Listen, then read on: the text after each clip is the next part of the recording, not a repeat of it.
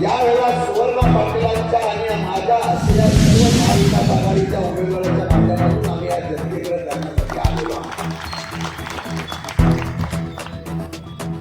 मला माहिती आहे लढाई सोपी नाही, लढाई अवघड आहे. सुरुवात आहे पण काय तांबडपणे होऊन आलेला नाही. मला माहित नाही उद्या वेगळे होईल का. या गांधी मैदानावर सांगताना मला एक अभिमानाने सांगावं लागेल, या देशामध्ये आणि राज्यामध्ये ज्या पद्धतीने सत्याचा आणि सत्तेचा वापर केला जातो, त्याच्या विरोधामध्ये लढण्याची चिन्हही कोणी उभी केली असेल, या आमच्या शिलेदारांनी या गांधी मैदानामध्ये केली याचा मला निश्चितपणाने अभिमान आहे.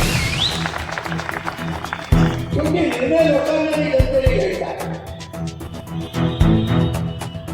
फक्त नगरपालिकेच्या बद्दल नाही हो, राज्याच्या असलेल्या हुकुमशाहीच्या विरोधात तुम्ही सुद्धा त्या ठिकाणी गेला होता. लढवायला माणूस ओबीसी समाजासाठी लढणारा माणूस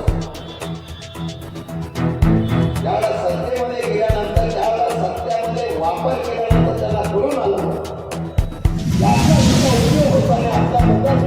पर्याय काढला जातो. तर असाच सवय माणूस उभा राहिला आणि पहिल्या प्रथम बंडाचा झेंडा या पक्षाच्या सत्तेच्या विरोधात तुम्ही घेतला तो चांगल्या जबाबदारी घेतला आणि दुसरा झेंडा तुम्ही घेतला तो सुरुवात काही लोक म्हणाले की महाविकास आघाडीला म्हणून आयात उमेदवारी होता भाजपचा तुम्हाला सोन्याची पारं तर नव्हती, तो तुमचा दोष होता, आमचा दोष होता.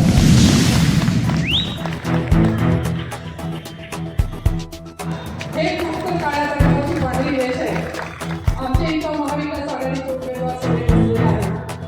कुणी मोठे मोठे बिझनेसमन नाही होते, कुणी ठेकेदार नाहीये, कुणी कॉन्ट्रॅक्टर नाहीये, बिचारे आपले गरीब आहेत, मध्यमवर्गीय आहेत. भले त्यांना निवडणुकीला पैसे कमी पडत असतील, भले त्यांची ताकद मानसिक मनुष्यबळ कमी पडत असेल, पण मी सातारकरांना आवाहन करते की तुम्ही आज ही जी मुलं, तरुण मुलं असतील, कुणी तरुण महिलांचे उमेदवार असतील, त्यांना ताकद देण्याचं काम सातारकरांनी करायला हवं. कारण आता नाही तर कधीच नाही, तुमच्याकडे लक्षात ठेवा. यासाठी मी तुम्हाला सांगते, आता सातारा बदलायची गरज आलेली आहे. सातारा बदलायला हवा. सातारा चांगली चांगली कामं केली पाहिजे. आपण पाहतोय की महिलांच्या सुरक्षिततेचा प्रश्न आहे, महिलांच्या स्वच्छतागृह नाही येत, महिलांना व्यावसायिक संधी मिळण्यासाठी कौशल्य विकास मार्फत नगरपालिकेतर्फे क्लासेस घेतले जातात, ते आपल्या नगरपालिकेकडून घेतले जात नाही. युवकांना प्रशिक्षण सुद्धा मिळत नाही. तर आपल्याला हे सगळं बदलायचं आहे लागली. आणि अचानक सोडत काय झालं, इतके दिवस भारतीय जनता पार्टीचं काम केलं, अगदी तळागाळ खडकाळ गावाला समोर फुलवलं आणि अचानक हा शेवटच्या क्षणी घेतलेला हा निर्णय असं काय घडलं. तर खरं सांगायचं म्हणजे आम्ही भारतीय जनता पार्टीचं काम खूप केलं, पदाधिकाऱ्यांनी केलं, तळागाळापर्यंत प्रयत्न केला, पण आमच्यावरती काम झालं. आम्ही काम करतो म्हणून आम्हाला उमेदवारी नाही.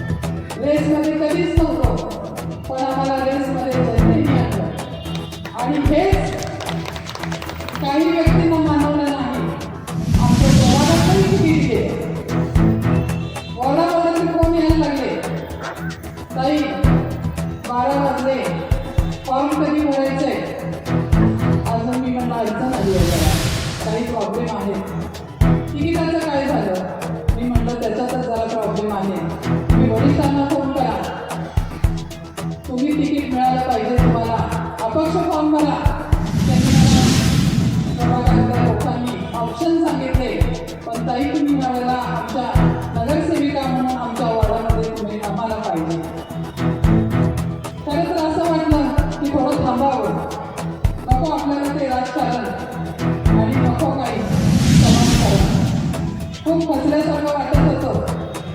कारण ज्या ठिकाणी मी काम केलं त्या ठिकाणी मला इतका त्रास होईल असं वाटलं नाही.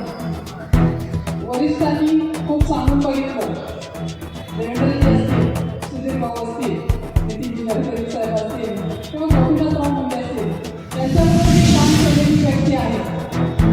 त्यामुळे मला असं वाटलं नाही की माझ्यावर ही वेळ येईल. पण पुन्हा एकदा नव्याने ज्या वेळेला ऑर्डरचे मेसेजेस यायला लागले त्यावेळेला मात्र मी ठरवलं आता थांबायचं नाही. कारण समाजाला आपली गरज आहे आणि आपल्याला आता थांबून चालणार नाही. तर आपल्याला शशिकांत शिंदे साहेब यांच्यासारखं नेतृत्व आपल्याला त्यांच्याकडे काम करायचं आहे. म्हणून मी पुन्हा एकदा उठून राहील. तुम्हाला खरं सांगायचं नाही, बरोबर 3 वाजले होते, माझा आजही बंद झाला नव्हता. कारण एका पक्षातून दुसऱ्या पक्षात जायचं म्हणजे काय मानसिकता असेल लक्षात घ्या तुम्ही.